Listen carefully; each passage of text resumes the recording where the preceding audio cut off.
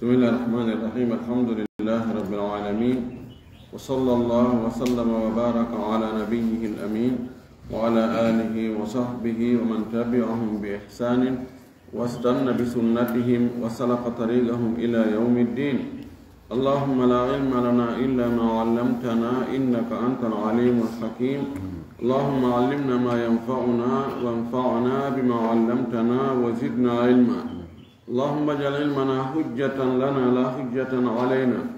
رب اشرح لي صدري ويسر لي أمري واحلل عقدة من لساني يفقه قولي. قال المؤلف رحمه الله: باب فضل المشي إلى المساجد. عن أبي هريرة رضي الله عنه أن النبي صلى الله عليه وسلم قال: من غدا إلى المسجد أو راح أعد الله له في الجنة نزلا كلما غدا أو راح. متفق عليه.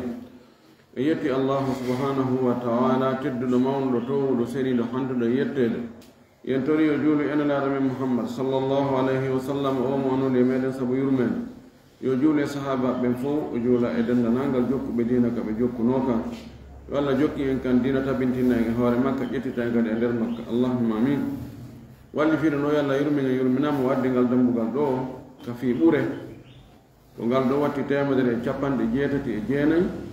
وينقل باب فضل المشي إلى المساجد دمبوغال جانت تونغال بوره ما بورال سبوغول يها كجولير ده يارغول كويد من دين كجولير ده المشي يهوغول نو ko bura andire de ko yarugol koyde kono hay yarugol yawgol hoore machine yaha ko haray ko kontama ko yahugol ka juulirde immagol ka suudu muɗum yaha ka juulirde fii rewoygol allah fii juulugol ɓural mum ngal ma yahugol toon fii ƴettoygol darsu janngugol ma fii majji kanjiri ɗino miɗo yawde mi juula awa si darsu no woodi mi heɗo darsu on kadi ɓural ko woni e muɗum baraji ko woni e muɗum ko ɗum ngal dambugal ɗo ngal yewtuta. O addi hadith arno on ka dambugal ɗo ko o watti haditha wulure e capanɗe joyi e tati bi deftere fuɗɗa jangede. oɗo hadith ko Abu Hurayra radiyallahu ta'ala anhu woni ko fillimo o wi anna nabiya sallallahu alayhi wa sallam qala wonde no laaɗo Allah o maaki man gada mo dawi ila al masjidi yahi ka juulirde aw raha ma o hirndi aadda allahu lahu allah heblanaymo allah préparanaymo moƴƴinanaymo fil jannati ka aljanna nusulan cipporde ɗum ko werde kullama gada tuma kala o dawi o yahi ka juulirde fi juulugol aw raha ma o hirndi o yahi o juuloy. Gada dawgol ɓorde ka fajiri feeri ɗon haray kontama yarugol ɗon ko bimbi ko dawgol wadde ka fajiri feeri haray ñallal ngal naati yarugol ka fuɗɗode ñallal ɗon ko wiyata ko dawgol. hirnugol arrawah hirnugol ngol ko ɓorde ka nangi liiji e hoore ɗon kadi ɗon ha nangi muta ha kikiire ɗon on kadi ko rawah ko hirnugol kirndol ani ko waɗira ɗum ɓorde ka nangi liiji e hoore mana ɗo waɗa wakkatuji ɗi fof no naati ɗo dawol ngol ɗum non ko julde subaka nden kirndol ngol fanano naati ɗon alansara futtoroogeejo ɗiɗo fof naati ka rawa ka hirnugol imana mo immike ka suudu muɗum yahi ka juulirde fii juulugol subaka allah heblanaymo ka aljanna ka o weeroya nusulan andi wano weero ɓen ka hôtel ji wiyete ko nusala'u ayna tanzilu ana anzilu fi fonduki kaza ko honto cippiɗa mana honto weeruɗa miɗo weere hôtel kaarijo si ɓe afisude ɓeynayi nusala'una alkiram weeruɓe ka amen ɗo tedduɓe ɓenen andina ɗum ɗo e ɗum ɗo e ɗum ɗo hôtel on ko noon ɓe waɗirta ilanatuji maɓɓe ɗin on woni ɓe mana nuzulu ko nokku ka préparati ka goɗɗo weera muttafaqun alayhi no fotta sellugol muɗum andi julde nden kañum no jogii ɓure waɗɗe calɗi juulugol ngol tum ɗum no jogii ɓural feere jottagol ɗon habbito kadi julde heedeende ɗon nden ɗum no kadi jogii ɓural feere seppugol iwa ka suudu muɗum ara ka juulirde ɗum kadi no jogii baraji mum feere seppugol kadi iwta ka juulirde hoota ka suudu mum ɗum kadi ko ɓural ɗo ko baraji ɗo yani ko ɓure aggonirde fawonirde sabu julde nden ka ɓe on tigi hendoro e enveloppe sengo hadis heeɗo ɗon on ko kanko watti wulure e 54 wa anhu ittama makko kanko abu hurara fayin anna nabiya sallallahu alayhi wa sallam qal wadul ala al-umaki man tatahhara fi baytihi mo laɓɓintinnike ka suudu mum mana simo wonno longal lootike longal ngal so aldano longal o salligike ka suudu makko thumma mada refti o wuli ɗum woni o yahi ila baytin faade e suudu min buyutillahi e cuuɗi allah ɗin o yahi e suudu goo e nder cuuɗi allah ɗin ɗum ko juulirde ɗen liyaqdiya faridatan fi yo waɗu yo tottu farilla qada no firta yoɓugol ko feƴƴinu qada no firta jonnugol fewndo ɗon gaynugol hunde nden fewndo ɗon qada amalahu gayni golle makko ɗen ɗo na yoɓutugol fii yo tottoy farilla min faraidillahi immorde farillaji allah ɗin ɗum ko julɗele ɗen o salligi ka suudu makko o yimmi ko o fokkiti e suudu e cuuɗi allah ɗin honno woni naɓude woni moye naɓude ko fii juulugol totta farilla allah on kanat laatoto khutuwatuhu palande makko ɗen ma cile makko ɗen ihdaha gootal e cile ɗen tahuttu khati'atan no fukka bakkatuji faljereji goopi khati'a ko itta ko e wooputugol ko haano wadde waɗa ko hana wadde no firta bakkatu ɗon siko bakkatu haray koko ɗum ɗo rewi koko ɗum ɗo jibini ko yoni akhta o faldi ɗon ko faljere yon noon faljere nden no jogii joddi ɗin joddi ɗon in maawi en bakkatu maawi en zunubu montanaymo ngal cilal goo montanaymo bakkatuji ɗin wal ukhra cilal ngala ɓay ko koyɗen ɗin o mari ko ngal ɗo yaha heeda yeeso ngala kadi jokkita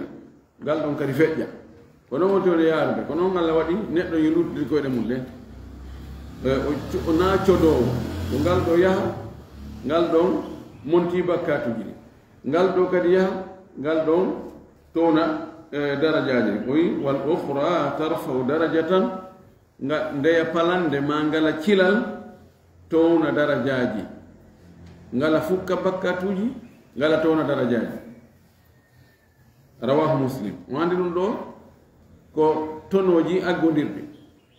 sabuna si bakkatu neɗɗo on montama haɗa o heɓi tono hay si tawi o heɓali baraji si tawi baraji makko ɗin ɓeydama ɗum kadi ko tono hay si bakkatuji makko ɗin ɗuytaka si tawi no ɗum no fof heɓike o andi ko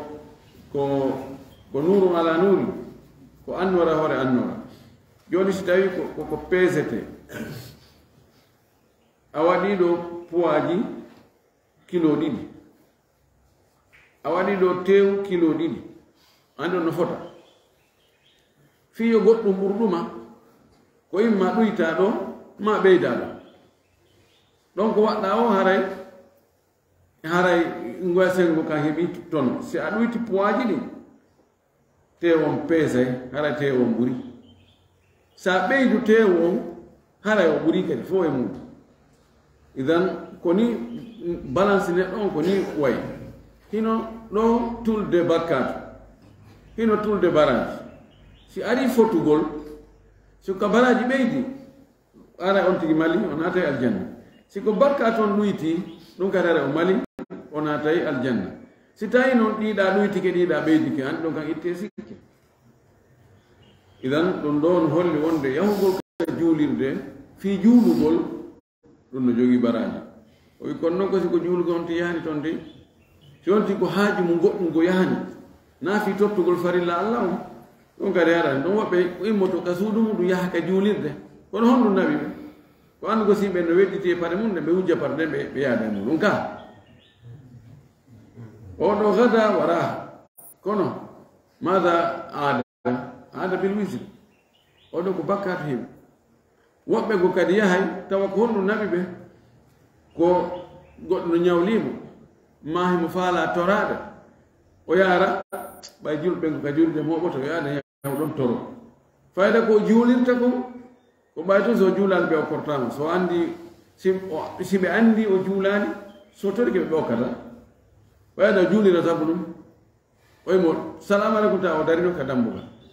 ɗum woɓɓe go ɓe ara ɓe tawa ka fayda ka dande sakkitinde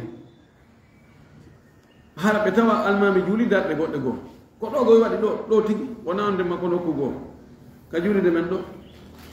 aɗo tawi juulama dartiɗi salmina tum o salmini o hawti o dari fi sabilillahi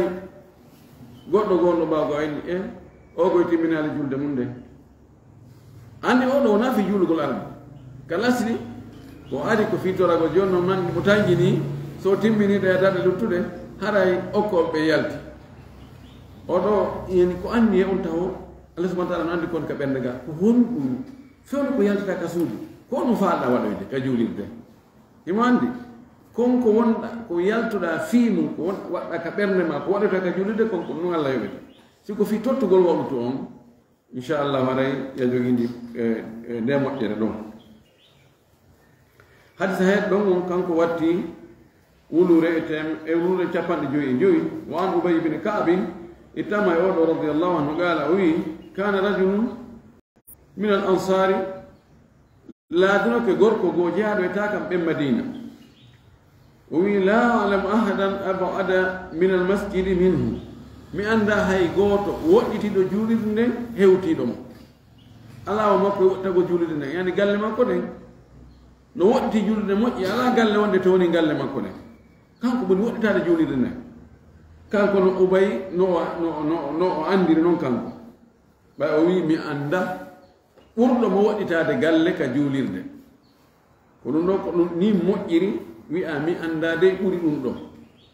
tawi ɓuri ɗum ala yano ala ɓurɗo mo woɗɗitade juulirde nden o yalno o wi mi anda ɓurɗo mo woɗɗitade juulirde nden wa kanat la tuhti'uhu salatun e hoore ɗum laatnoke julde wopatano mo mbi mana o tultatano juulugol o aratano tawa juulama min akhta'athu as-salatu julde nde woopimo mana juulama tawi o hewtali faqila lahu o wi'ana noon ɓay himo wakkilori ni waktu ɓe waktu haremo ka juulirde e hoore ka woti toon no woɗɗi ha woɓɓe wiyanimo ɓe mbi law ishtarayta himaran litarkabahu fi dhalma wa fi ramda ene ko haɗi sooda babba waɗɗoɗa mbanɗon si a arde ka niwre ka juulirde ka niwre si a arde wano geeƴe ma subaka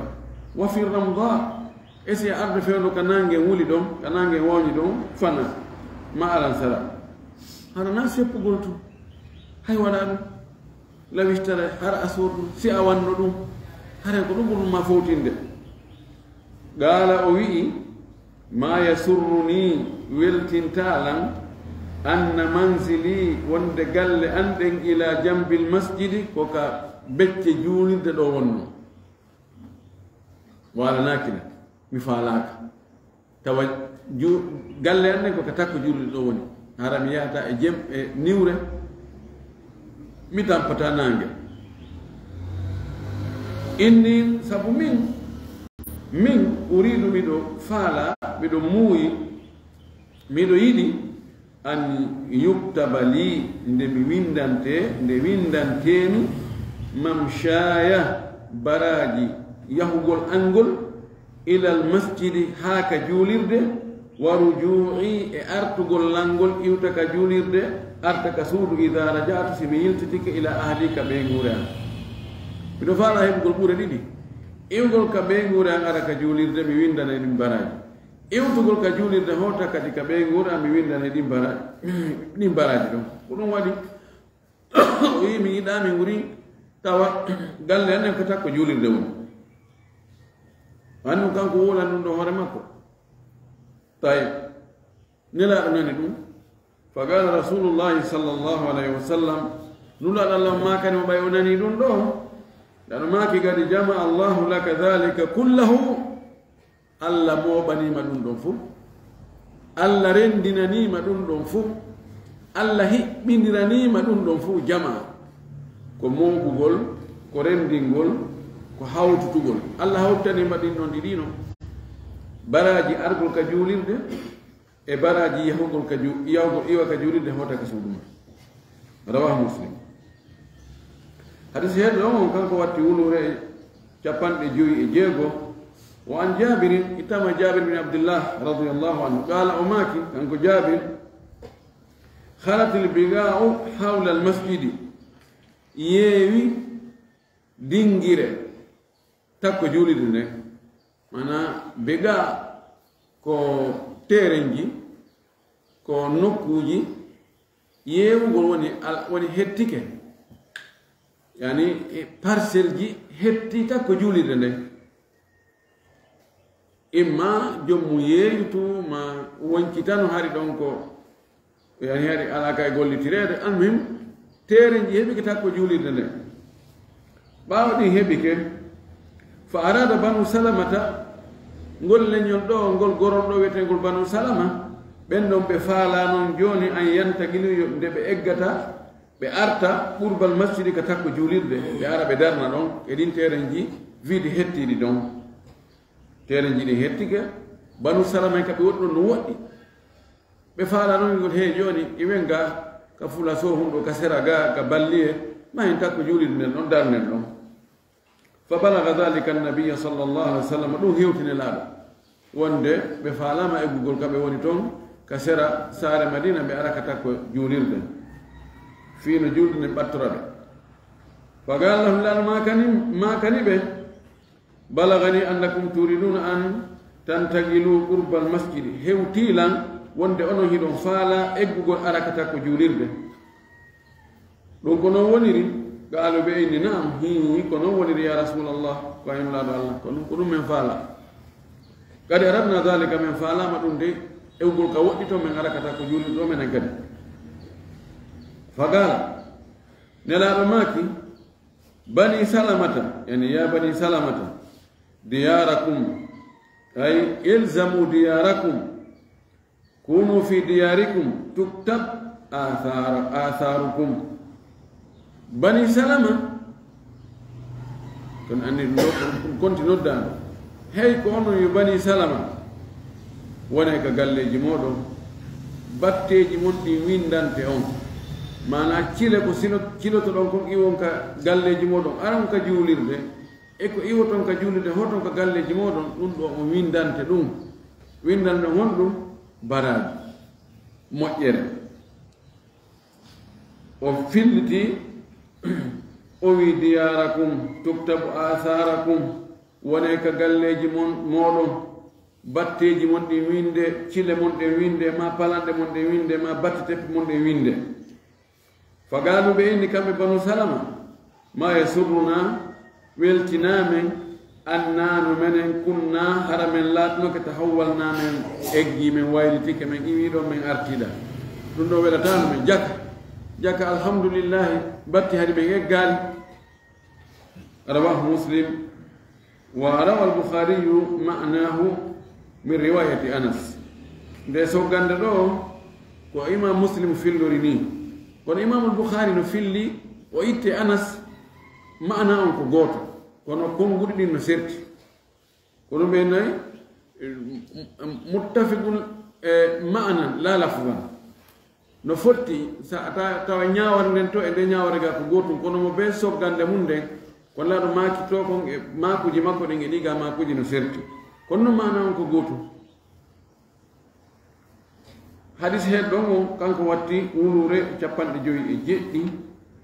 wa nabi Musa al-Ash'ari radiyallahu anhu itama Abu Musa al-Ash'ari qala wi qala Rasulullahi sallallahu alayhi wa sallam Allah maki inna a'zama an-nasi ajran fi salati andu no tabiti wonde ko ɓuri mawnude e yimɓe ɓe joddi ka julde yimɓe ɓen ɓurɓe mawnude joddi ndin ka julde abaduhum ko ɓurɓe woɗɗitade ɓe ɓen ilayha faade e julde nden mamsha yahirde fa abaduhum refti kadi ɓurɗo ɓen ɗon kadi yimɓe ɓen fof ko hombo ɓuri baraji ka julde ko ɓurɗo woɗɗitade on refti kadi ɓurɗo on ɗon on refti ɓurɗo on ɗon on mi mana no ɓuri woɗɗitorde o galle on tigi ɗen argol ka julirde ko noon joddi makko ɗin ɓuri ɗuuɗirde tawannu ɗo ko si julde nden selli ko si julde nden jaɓama walladi yantadiru salata hatta yusalliyaha o mono habbo julde ha o juulande ma al imami wondude almami a'zam ajran ko oɗo ɓuri mawnude joddi min alladi yusalliha edi oɗo juulowo nden julde thumma yanamu reftoɗano on woni mana ɗum ɗo julde geeƴe arawo juula futuro jooɗo habbo geeƴe ɗen ha juulida e almami oɗo ɓuri mawnude joddi edi arawo juula futuro on hoota arta kadi juula nde ɗaano ma ɗum juula futuro on hoota ɗantoyo si geeƴe noddinama arta kadi juula geeƴe ɗen oɗa juuluɗo habbi ko on ɓuri jogade joddi sabuna fannin himo habbi wagu toon haray mo wawi wasimo juulude ɗon go emo windanede baraji himo juulude ɗiɗi on malaika ɓen nottoranomo Allah ɗon no jeejanamo Allah yaafa o bakkatuji makko ɗi Allah yaafano o bakkatuji makko ɗi ani hari no jeeyano ko sattuno tawegol julde geeƴe ko waɗi kamɓe hakkude futuro e geeƴe no woɗɗo ndinno seeɗa ko yimɓe gollananoɓe hoore mum yani ko yimɓe yahayɓe ka gese yahayɓe ka atelier ji yaha ka jardin ji ɓe golla fayde ɓe arda e futuro o woɓɓe so ari ɓe juuli futuro on ɓe yaha ɓe nami profite mi ɗano seeɗa ɗo e geeƴe ɗen ɓe ɗano ɗon e geeƴe ɓe arta ɓe juula geeƴe ɗen ɓe hota ɓe continue ɗana ɗon fota gongo joni noon muññotoɗo yahugol ɗantoɗo fowto e andi kamɓe saare nden wonano wona ca e meɗen joni nane mana woɗɗodiri ɓay saare madina nden fof pewnelaɗo koni saare wonno saare nden ko nde kuuru juulude nden ko ɗum ko noon waɗira ede fopp no wonti e nder tande juulide nden e juulide nden kono waɗi on tigi wa immoto ka juulide yaha ka suudu fowto wonde ɗanto arta yon noon juulugol ha gayne habbito ɗon ha ndeya juulde hewta juulide e almami ko ɗon ɓuri jogade baraji muttafaqun alayhi no fotta sellugol muɗum hadis heeɗo ɗon on kanko watti wulure capanɗe joyi e jeetati an buraydata al aslami radiallahu anhu ittama e burayda al aslami an nabii sallllahu alih wa sallam qala o itti enalaɗo wonde lano maaki bashiru almasha'ina fi dhulami ila almasajidi binnuri tammi yawma alqiyamati o maaki weltinire ɓe yahoɓe ka juulirɗe e niɓe weltinireɓe annora timmuɗo moɓe heɓoyta on ñande darda allahu akbar no woodi e nokkeli goo taway no neɓɓiti ɗum ka fulawaji nokkeli goo aɗa wona torsoji ɗi heɓade joni taway immagol wono ka subaka yaha ka juulirde ma yahugol ka juulide e geeƴe ɗen tan neɓɓiti ko fayda ko taka yagal on tigi yarata ƴawɗo kaaje ɗumto e gayɗe kono hara woɓɓe no wakkili ɗo ɓe mankata ka juulirde mum ɓeɗo laaɗo maki weltinire ɓe wonde Allah yoɓoyay ɓe annora timmuɗo ñande dargal aljazau min jinsil amal kono golle wayi o ko non joddi wata ɓayɓe tampirino niwre ka aduna fiyaw gorewa allah ka juulirɗe allah subahana wa taala lontinani ɓe ɗon heɓoygol annora fewndo ka joginoɓe annoraji heɓoyta niwre ɓe gandi naafigi ɓen ɓe innoyeyi julɓe ɓen habbe me tabis min nurikum acce min yaara annora mon ko min yaara jalɓedi mon ndi mina yilte ɓaawa toon ko ɗon ɗum ɗaɓɓete naa ɗo ɗum heɓoto ko jalbi ɗo ko naa ɗo heɓoto ko to ɓaawa to marché ɗo ɗum ɓaawa to mana yitte ka aduna ɗum ɗo si tawi ko e hoore nde tampere ɗo on tigi wakkili o rewi allah joni ni no mawni rawahu abou daouda wa tirmidi ko ɓeeɗo filli oɗo hadis cheikh albani mayka sahil jami hadis o himo selli hadis heeɗo ɗon on kanko watti wulure 59 وعن ابي هريره رضي الله عنه ان رسول الله صلى الله عليه وسلم قال ابو هريره وي ان لا رسول الله صلى الله عليه وسلم ماكي الا ادلكم ان بتندين تاو على ما يمحو الله به الخطايا كألا منكرت غوبي بكاتوجي ذنوباجي on akkata mi tindinawo hunde si on wadi nde hunde Allah subhanahu wa ta'ala no montira sabu dum don bakkatuji ni wa yarfa'u bihi darajatihi mutawni sabu dum kadi darajati o bantira grade on tigi on o towna daraja on tigi on qalu bala ya rasulullah bin ha kay nelaado awa kay yo nelaado yeto men dum do meden faala meden humpa gala o maki awa ko dum do woni ko Allah montirta bakkatuji tonira darajani isbabul wudu'i ko timmingol salligi ala al makari e hore anyini bi mana fewno ka salliga gol metti fi ko jangol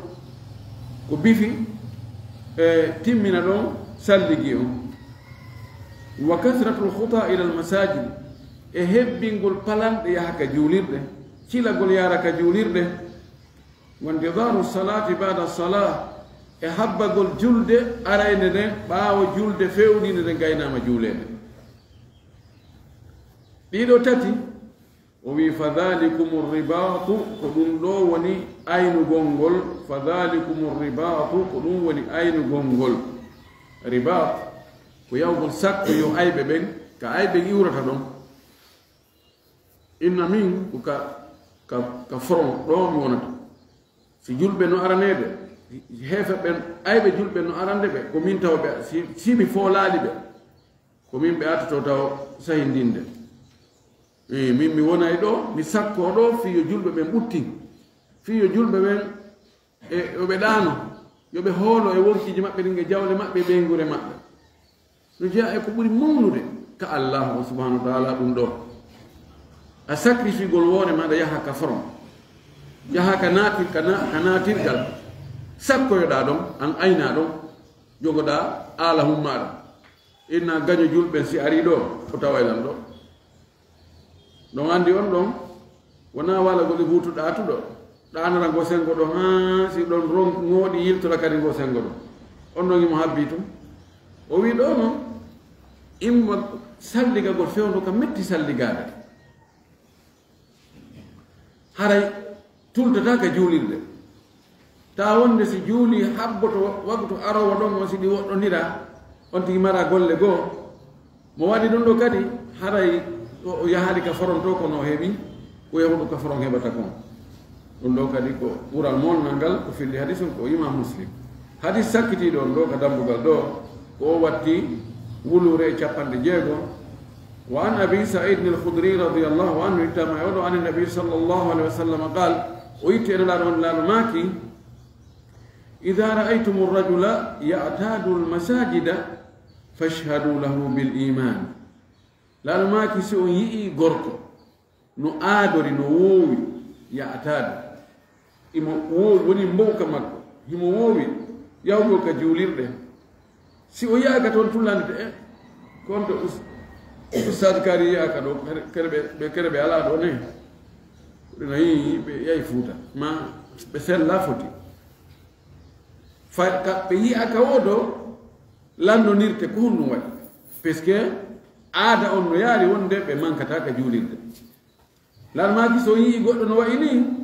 fashhadu lahu bil iman seedanemo wonde ko julɗo seedanemo julɗan kagal ngal gomɗingol ngol ni ha o ko julɗo goy sabu no o mankata ka juulirde mafhum mukhalafa sitayi non goddo ko aaduri ko wondo ya taka julde fayda ka wiya to wo ala yimbe fo ndar ni rek hande hay kaari ari ka julirde don ka dana ko no firi sedane mo na o juldo gala o wi gala Allah azza wa jalla dal maki sede mu ko tini ran no ko no ka alquran Allah subhanahu wa ta'ala o wi إنما يأمر مساجد الله من آمن بالله واليوم الآخر وأندو كورن تتجولي دي الله دي وح كورني تتجولي دي الله دي وح كقوم دين دو الله قوم دين يار مساكتي دو إذن باي